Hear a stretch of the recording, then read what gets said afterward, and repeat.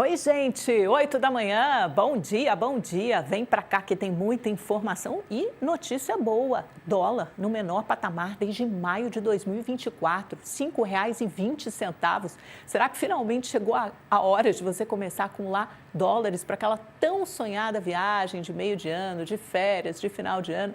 Acho que pode ser um bom momento. Ou será que o dólar pode cair ainda mais? Calma que já vamos responder essa pergunta. Fique aqui conosco. E esse enfraquecimento da moeda norte-americana não está acontecendo no Brasil só, não. Está acontecendo em nível global. O índice DXY, que mede o dólar contra uma cesta de moedas fortes, libra, euro, ien, ontem atingiu o menor patamar em 4 anos, olha, com desvalorização, deixa eu olhar para a minha colinha, de 1,3%. E, por outro lado, metais preciosos, a gente já te contou aqui essa semana, como prata, ouro, vem batendo sucessivos recordes. Vamos dar uma olhada aqui na carinha do dólar, como ficou esse gráfico intraday. Então, quer dizer, olha só a moeda americana, não é nem o gráfico intraday, perdão, é o gráfico do ano, que mostra ainda melhor esse movimento. O dólar começa o primeiro dia útil de negociações, dia 2 de janeiro, aos R$ 5,42. Vem, mais ou menos estava em queda, de repente ali, ó, vupt, cai de uma vez até atingir R$ 5,20. Portanto, uma desvalorização, uma queda do dólar de 5,16%. Isso sim, pode ser sentido no bolso do consumidor, do investidor, 20 centavos de queda. Muito fluxo gringo, muito fluxo estrangeiro entrando no Brasil. Isso tem a ver com uma geopolítica errática do Trump, tem a ver com a nova escolha, com a sucessão anunciada para o Banco Central americano, o Fed, sai o Jerome Powell em maio. Donald Trump deve anunciar nos próximos dias quem será o seu indicado para ocupar o lugar dele. Todos sabem que Donald Trump preconiza, defende, martela na história de uma taxa de juros menor. Se você tem uma taxa de juros menor, normalmente você tem uma desvalorização do dólar. E isso parece fazer parte de uma estratégia do Trump, que ele tem já desde o começo do mandato, tem até um nome para isso, que é a reunião, o grupo, o acordo de Mar-a-Lago, de um enfraquecimento global do dólar, partindo da premissa, da crença de que se você desvaloriza a moeda, né, que é a referência mundial, você torna as suas exportações muito mais competitivas em relação ao resto do mundo, você consegue atrair fábricas e indústria de volta para os Estados Unidos, isso está em linha com essa política tarifária do Donald Trump. Ele foi perguntado sobre esse enfraquecimento do dólar ontem, num evento em Iowa, por um repórter. Veja só o que ele respondeu. No, I think it's great. I mean, the value of the dollar. Look at the business we're doing. No, dollar's doing great. Então, quer dizer, a desvalorização, a queda do dólar, para ele significa que o dólar está indo muito bem. Faz parte dessa estratégia dele mais ampla. E o índice Bovespa, vamos aproveitar para mostrar o gráfico, porque ele vai na contramão. Ele sobe, batendo sucessivos recordes. Sai ali no começo do ano dos 160.539 pontos e sobe até 180 mil pontos, 180.900 pontos. Quer dizer, na casa dos 182, chegou a bater mais de 183 mil pontos nessa negociação intraday, né, intradia. No ano, já uma valorização de quase 13%. De novo, esse fluxo estrangeiro, essa rotação de portfólio, de capital, está saindo dos Estados Unidos e está buscando mercados emergentes. Ah, mas a Bolsa Americana está caindo? Não, não necessariamente, não tem a ver com isso. É tanto dinheiro lá, é um mercado tão trilionário, o nosso é só uma fração residual perto da NYSE, perto da Nasdaq, perto da S&P 500, que tem muito dinheiro para todo mundo. Para os mercados emergentes, não só o Brasil, Peru, Colômbia, Chile, todos esses países vêm se beneficiando desse movimento de enfraquecimento do dólar e de rotação de capital. E por último, vamos mostrar os mercados, aproveitar que a gente está aí, até vou chamar um intervalo rapidinho, comercial, já aproveito, chama esse intervalo comercial rapidinho, porque hoje a gente tem 2 entrevistas super interessantes. Quem está na TV vai para esse comercial, mas fique conosco, é bem rápido. E você que está conosco no YouTube, vamos já começar aqui, olha, Tóquio, né? As negociações de hoje cedo, de novo nesse movimento, parece que orquestrado entre Estados Unidos e Japão para valorizar o iene, que vinha de uma queda acentuada, que já durava muito tempo também. Tóquio subiu 0,54%, Hong Kong bombando mais de 2,5% de alta e Xangai, na China, encerrou os negócios com alta de 0,27%. Lá na Europa, vamos dar uma olhada nas negociações, Paris cai 1,13%, Londres 0,14%, Frankfurt 0,36% e Madrid 0,73%. Portanto, todos os negócios no vermelho um dia depois do anúncio de um acordo histórico, outro comercial, depois de União Europeia e Mercosul, subiu um pouquinho no telhado, porque tem a história da judicialização, mas ontem a Ursula von der Leyen anunciou o acordo União Europeia-Índia, um mercado de mais de 2 bilhões de pessoas, com uma redução de tarifas bastante interessante, mais de 90%, muitas dessas tarifas zeradas nas negociações entre União Europeia, os países da União Europeia e a Índia. Passando pelos Estados Unidos, lembrando que essa semana é semana de divulgação de balanços das Big Techs, principalmente, né? SP500 e Nasdaq subiram, Dow Jones ficou no campo negativo ontem com 0,83% de baixa. Lembrando, lógico, hoje é super quarta, tem decisão do Copom, tem decisão do FED, a expectativa do mercado em ambos os países é de manutenção, de ambos os bancos centrais, de manutenção da atual taxa de juros, de olho sempre no comunicado. Será que no Banco Central já vem uma sinalização de que pode haver uma queda na próxima reunião? Se bem que já há grandes bancos aqui no Brasil, como o BTG, por exemplo, apostando que há espaço para uma queda de juros já nessa reunião de janeiro. Claro que viria como uma surpresa, porque não houve um guidance, né, uma sinalização de que isso iria acontecer. Vamos para o IPCA também, foi divulgado ontem a primeira prévia, né? O primeiro cheirinho, assim, olhar de inflação. Como começamos esse ano? O IPCA 15 é considerado a prévia, as projeções para janeiro eram de 0,22%, alguns falavam em 0,23%, veio abaixo disso, 0,20%. Olha, ficou baixinho, também menor que em dezembro, que foi de 0,25%, no acumulado de mês ali no teto da meta de 4,5%. E como ficou o recorte por grupos? É bom a gente sempre jogar a luz e olhar para isso. Alimentação e bebidas, que vinha baixinho em dezembro, né, 0,13, veio 0,31 em janeiro, caiu um pouco, isso depois de meses anteriores, assim, uns 7 meses de queda nesse grupo que tem um peso tão grande no índice. Depois, artigos de residência, queda, 0,64, maior queda está ali em vermelho. Habitação também alta e é isso, gente. Basicamente, educação, saúde, cuidados pessoais também. Ah, não, estou olhando para o lado errado, desculpe, para a coluna errada. Tem que olhar aqui para janeiro, 0,81% de alta. E se vocês quiserem saber mais ainda sobre isso, o pessoal da televisão já de volta conosco, basta olhar para a coluna do nosso Zé Paulo Kupfer aqui no UOL Plus. É só assinar, aponta seu telefone aí para essa telinha do QR Code, ainda ganha 3 ingressos grátis por mês nessa temporada de Oscar. Olha o título da coluna dele, inflação começa ano moderada, corte de juros pode ter tamanho maior. Kupfer já antecipando, quem sabe, já vem logo 0,5% de corte na próxima reunião em março. Quem sabe até um cheirinho agora. Mas vamos para o nosso entrevistado primeiro. Te falei hoje que são 2, né? Vamos começar com Bruno Charrini, que é especialista em investimentos da Nômade. Bruno, muito bem-vindo. Obrigada por essa entrevista. Quero começar te perguntando sobre esse movimento do dólar, né? Uma queda importante desde o início do ano, de 5,42 para 5,20. O que justifica esse movimento, na sua opinião, e ele continua? Bom dia, Amanda. Muito obrigado pelo convite. Acho que a pergunta é bem relevante. Acho que a história do dólar tem dois componentes aqui que a gente pode citar. Primeiro é o componente global, como você bem citou. A gente tem uma fraqueza do dólar esse ano. A gente mede ele contra uma cesta de moedas de países desenvolvidos, né, que é o famoso DXY. Então, a gente tem um componente de um dólar fraco globalmente. O que está fazendo esse dólar ficar mais fraco globalmente? Acho que é uma série de fatores. Tem a questão do Trump não se incomodar com esse dólar mais fraco, assim, ele não persegue o dólar, uma desvalorização do dólar, mas ele também não se incomoda com um dólar mais fraco globalmente. Por quê? Porque isso complementa muito das políticas das tarifas dele. Então, se o objetivo do Trump diminuir importações e aumentar exportações dos Estados Unidos, e eles fizeram isso via tarifas, um dólar mais fraco também ajuda nesse sentido, né? Você deixa as importações mais caras para o consumidor americano e as exportações ganham competitividade. Então, a gente tem uma história assim, de continuidade de um dólar fraco globalmente.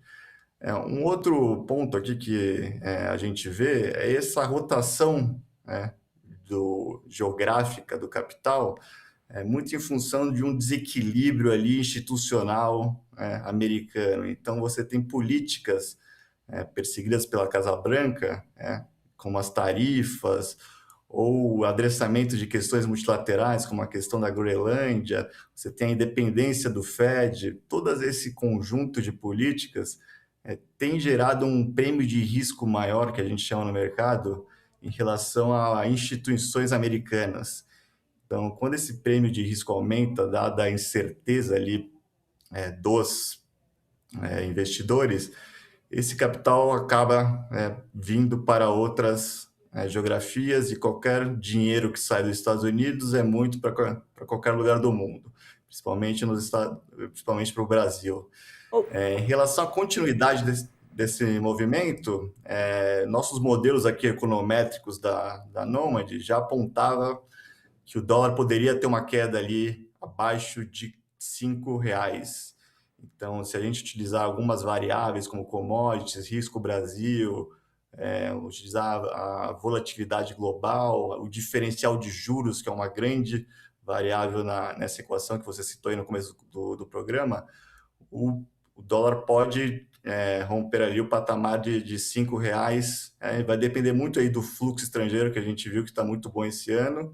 Então, assim, é um movimento que a gente vê que não está deslocado do preço justo do dólar, em nossa visão. Em quanto tempo isso poderia acontecer? Eu sei que é quase uma pergunta assim de bola de cristal, mas assim, pelo seu modelo econométrico, porque é isso que a gente tem que entender. Os economistas medem tudo isso, eles mensuram.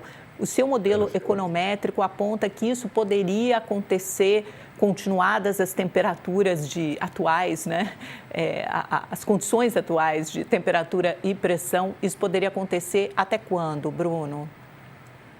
A nossa maior divergência ali foi mais ou menos em dezembro, né? O modelo começou a apontar mais divergência em dezembro, né? Dado o preço justo que a gente calculava contra o que a gente estava vendo ali, o dólar negociando, a gente via que isso poderia acontecer em dezembro. Mas isso também depende, né, de fatores conjunturais. Então, esse grande fluxo vindo aí para o mercado, para o Ibovespa, principalmente, a gente teve quase 15 bilhões vindo para o Ibovespa aí nesse começo de ano. É um componente bem importante assim para você fazer a convergência para o seu modelo FAIR. Então, o que a gente poderia ver, um primeiro trimestre, assim, se continuar esse movimento, a gente poderia até ver o dólar abaixo de 5, mas temos ali toda a narrativa de eleições, vamos ter, né, qual será o candidato da oposição. Então, agora, Bruno, a gente tem um outro componente interessante aí, é que esse alívio no câmbio, ele bate diretamente, pode ajudar o Copom. A gente está numa super quarta. Explica para a nossa audiência a correlação entre esses fatores, né? Quer dizer, o real mais valorizado com a queda do dólar e como isso bate na inflação e ajuda o Banco Central. Perfeito, assim, tem um modelo, né, de repassamento, né, do dólar para o IPCA, né, isso aí é bem estudado pelos economistas. Então, se você tem uma valorização grande do real, você tem um alívio ali na nossa cesta de consumo, né, muitos dos produtos que o brasileiro consome são ligados a preços de commodities, e esses preços de commodities, por sua vez, são ligados ao dólar. Então, você tem um alívio no IPCA e você ajuda o Banco Central nesse sentido na política monetária. Você talvez não precise deixar uma política monetária tão restritiva, dado que você tem o alívio, né, em muitos dos preços da economia que são indexados aos dólares. Então, a gente já viu assim, a prévia do IPCA 15 ali de janeiro vindo abaixo da média, e seria uma surpresa muito boa se o câmbio ajudasse, assim, se você pega o Boletim Focus, né, a gente não estava com esse câmbio tão favorável para as expectativas dos agentes. Então, com certeza é uma notícia muito boa para o Banco Central, e eles têm mais flexibilidade ali no orçamento ali de corte de juros, dados se essa tendência do câmbio continuar. Perfeito, Bruno. Te agradeço muito essa entrevista aqui ao Mercado Aberto. Volte sempre, muito esclarecedora. Bom dia. Bom dia, muito obrigado, Amanda. Obrigada. E nós temos um segundo convidado hoje, que é uma pessoa que eu já queria aqui ouvir há muito tempo e eu acho que vai ajudar a gente a conectar todos esses assuntos. É o Sandro Teixeira Mota, que é professor de Ciências Militares da Escola de Comando do Estado-Maior do Exército. Sandro, Bem-vindo, muito obrigada por essa conversa. Sandro, a gente viu essa explicação e o movimento que está acontecendo globalmente, isso tem muito a ver com essa geopolítica do Donald Trump. Ela atua, ela repercute, impacta diretamente no mercado, no preço do dólar, no preço de tantos outros ativos, por enquanto está nos beneficiando. Então, a gente até agradece ele nesse sentido. Agora, eu quero explorar com você quais são os riscos reais que você enxerga nesse começo de 2026, hoje, nessa geopolítica um pouco expansionista do Donald Trump. Antes a gente achou que fosse ser isolacionista, mas ele quer um pedaço da Groenlândia, ele quer o Panamá, ele quer ditar os rumos do governo da Venezuela, ele quer acabar com a guerra da Rússia e da Ucrânia. Onde é que você vê no seu mapa geopolítico os maiores riscos e a fronteira para onde o Donald Trump quer de fato avançar? De todos esses pedaços do mundo, do globo que ele cobiça, onde estão os maiores riscos na sua visão? Bom dia a você, Amanda, bom dia a toda a nossa audiência, obrigado pelo gentil convite. A questão é a seguinte, para colocar em uma palavra, a grande questão de Trump é volatilidade. Ele traz uma volatilidade à questão geopolítica e isso influencia em toda a geoeconomia global. Dessa maneira, olhando para as ações que ele tem tido, o fato de que a lógica dele não é uma lógica de um político tradicional, ele traz a ideia de uma nova política e ele traz um approach completamente transacional. Então, quais são os riscos? Por exemplo, a questão dele não acreditar tanto em blocos econômicos, mas em acordos bilaterais. Então, você pode ver que ele trabalha o tempo todo, tanto no seu primeiro mandato ele teve muito isso, mas agora no segundo mandato ele está com o pé no acelerador nessa direção, de erosão do sistema de blocos. Blocos como o enfraquecimento da Organização Mundial do Comércio, a saída dos Estados Unidos da Organização Mundial da Saúde, porque ele acredita que essas organizações multilaterais diluem o poder americano.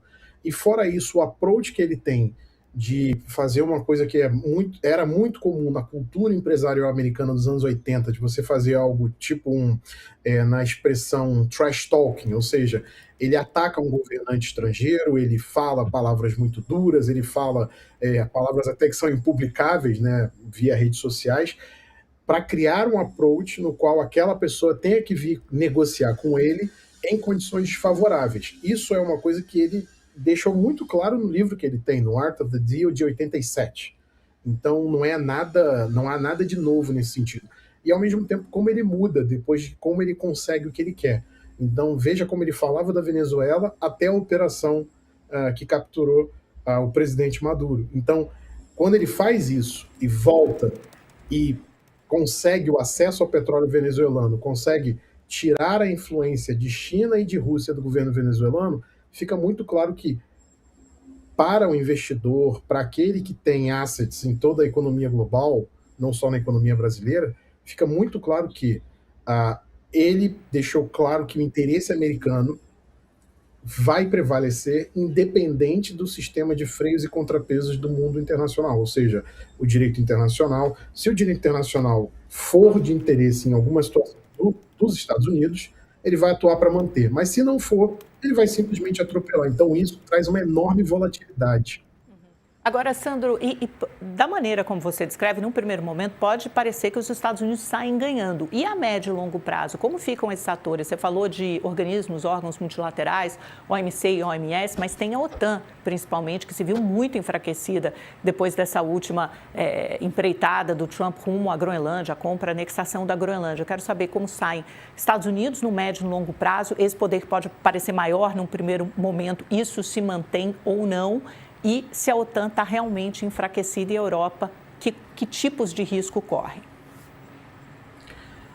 Amanda, a força sempre vai ser maior em grupo.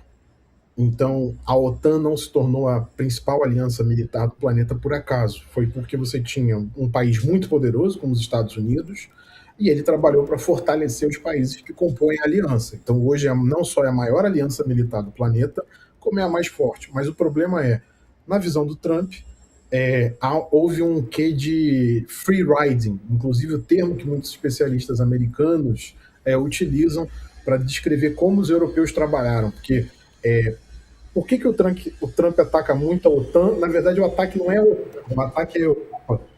que há uma sensação nos Estados Unidos de que os Estados Unidos bancaram a segurança da Europa durante 30 anos no pós-Guerra Fria.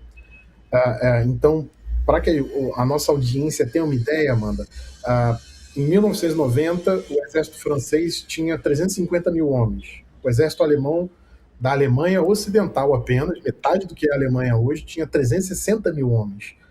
Hoje o francês tem 105 mil, os alemães têm 120 mil. Então, esse dinheiro que saiu da segurança foi para outras áreas e deixou uma economia, um padrão de vida muito alto para a Europa. E Trump se revolta com isso junto com muitas figuras nos Estados Unidos. Por quê? Porque isso foi feito à custa de 100 a 150 mil soldados americanos que estão estacionados na Europa ainda hoje. Equipamentos americanos, porta-aviões, aviões de combate americanos, aviões de transporte e outros meios que foram colocados americanos na Europa para prover a segurança da Europa. Então, a ideia dele é o seguinte: agora os europeus vão ter que pagar. E como é que eles vão pagar? Investindo na OTAN. Se não investirem na OTAN, eu deixo eles com a Rússia e o problema é deles. Então, e isso está escrito, inclusive, nessa nova estratégia de segurança nacional. Então, é muito aquela coisa de um approach de força, do tipo, olha, ou você faz o que eu quero, ou você não vai ser feliz. Então, Trump não acredita em aliados em igual condição. Ele acredita em aliados subordinados. Ou seja, o europeu quer ser aliado dos Estados Unidos, ele vai ter que estar abaixo dos Estados Unidos e aceitando os comandos dos Estados Unidos. Então, Tudo isso é feito, Amanda. Diga. Tudo isso é feito numa lógica muito clara. Por que encerrar a guerra na Ucrânia? Por que intervir no Oriente Médio? Por aí vai. Tudo isso é feito com uma simples lógica, Amanda. Ele quer conformar o mundo e arrumar um tabuleiro para partir para uma confrontação com a China. Quando eu falo em confrontação, eu não falo em guerra. Eu digo confrontação usando todos os meios de poder. Então, ferramentas econômicas, como ele já tem feito contra a China, medidas para que a China não possa produzir chips de alta capacidade tecnológica, medidas para impedir que a China acesse fontes de energia. Então, por isso a pressão sobre a Venezuela, por isso a pressão sobre o Irã, para impedir que a economia chinesa mantenha o seu ritmo de crescimento. Então, é um jogo de tabuleiro que tem muito da economia global aí que a gente está vendo.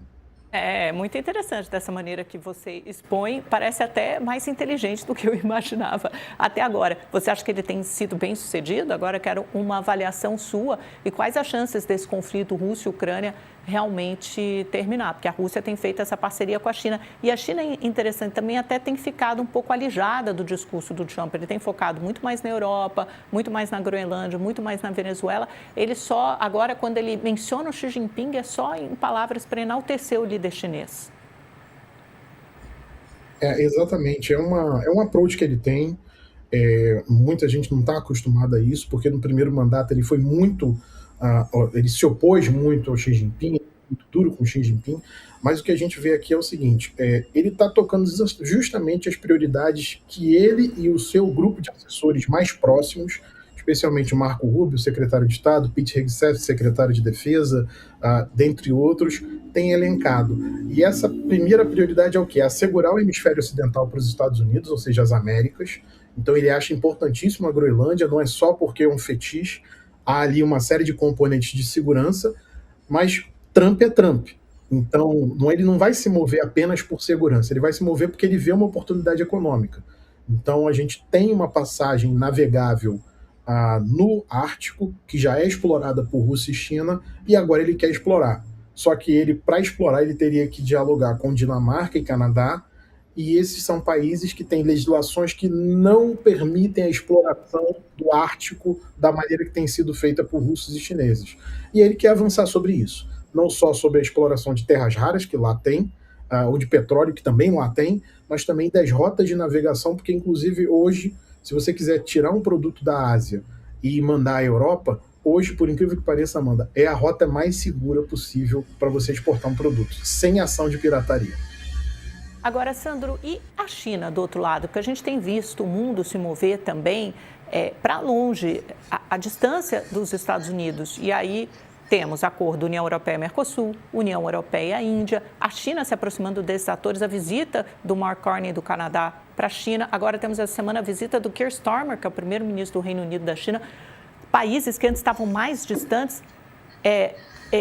estreitando os seus laços com a China. Então, por isso que eu estou perguntando, está dando certo? E como é que tem sido a resposta da China? Eficaz também? Porque nesse primeiro ano do mandato Trump, a China manteve o crescimento, 5%. Sem dúvida, é algo que a gente vai ter que olhar, porque algumas das medidas que têm sido feitas pelo governo Trump não são medidas de curtíssimo prazo como ele gosta. Trump não é um jogador de médio e de longo prazo, ele não acredita nisso. Então, algumas das medidas que foram tomadas a gente só vai ver efeito daqui a 4, 5 anos, quando ele já não vai estar mais no poder, a não ser que ele consiga costurar algo inédito, que é uma maneira de dobrar a emenda que existe da Constituição americana, que só permite 2 mandatos para cada presidente. Mas o fato é, você me perguntou antes se ele estava sendo bem sucedido. Em uma coisa ele está sendo bem sucedido, em alienar aliados e provocar uma mudança, justamente essa mudança que você descreveu, na articulação de poder global. Então você vê, talvez ele tenha sido o maior incentivador de que finalmente destravar o acordo entre Mercosul e União Europeia. Ele tem sido um grande incentivador da Índia a buscar manter a sua posição equilibrada, mas nesse momento a Índia pende um pouco mais para o lado daquilo que a gente chamaria de sul global, daquilo dos países que são denominados BRICS, justamente porque o líder indiano foi atacado diversas vezes pelo Trump, mas o fato é de que para a Índia, algumas coisas para a Índia são inegociáveis. Então, por exemplo, ele quis sancionar a Índia porque a Índia compra petróleo russo. Só que esse petróleo russo, para a Índia, compõe basicamente 47% da necessidade indiana de energia. Então, a Índia não vai abrir mão da 47% da sua demanda de energia do dia para a noite. Mas na cabeça do Trump isso é possível. Mas os indianos não fizeram e não vão fazer. Então, a presença de um Trump, ele acaba sendo o ator que sacode o tabuleiro, mas que ao mesmo tempo acaba criando esses cenários onde a gente tem um rearranjo de poder global.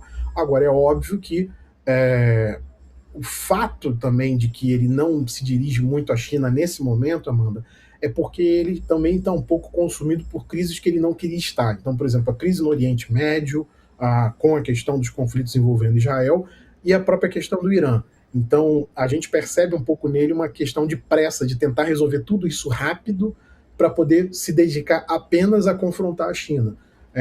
Mas só que a lógica aqui, Amanda, é de tentar arrumar o mundo como um grande tabuleiro, no qual ele sabe exatamente quais as peças estão do lado dele e quais as peças estão do lado da China. É o war. É muito claro isso. Não, perfeito. Isso. Eu estou até aqui anotando porque é uma aula, Sandra, eu não posso perder. Eu vou ter que assistir o meu próprio programa de novo depois. Foi excelente a sua participação, obrigada mesmo. Olha, já está feito o convite para a próxima, não resta dúvida. Obrigada, bom dia para você. Obrigado, Amanda, um bom dia a você, um bom dia a toda a nossa audiência. Muito obrigado pelo convite. Obrigada, querido. Obrigada a você também pela companhia. Adorei. Começamos essa quarta-feira muito, muito animados e quentes. Amanhã tem mais às 8. Tchau, gente. Bom dia.